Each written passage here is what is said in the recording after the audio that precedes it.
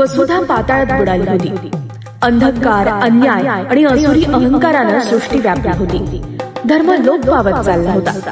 जीवन निरर्थक वाटत होतं. तेव्हा देवता धावले ब्रह्मदेवाकडे आणि ब्रह्मदेव गेले श्री विष्णूंकडे आणि म्हणाले, प्रभू, ही सृष्टी रक्षणाशिवाय नष्ट होईल. त्या क्षणी श्री विष्णूंच्या नसापासून एक तेज निघालं आणि त्या तेजातून प्रकट झाला वराह. ते रूप तेजस्वी होतं, भव्य होतं. सृष्टीच्या रक्षणासाठी आलेला एक अद्भुत अवतार, वराह अवतार. वराह म्हणजे केवळ एक देव नाही, तर ती आहे चेतना, जबाबदारी.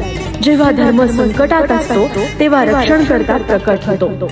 आणि सकल हिंदू समाजासोबत पुढच्या भागात पृथ्वीचा शोध घेताना वराह देवाला काय अडथळे आले ते पाहायला विसरू नका.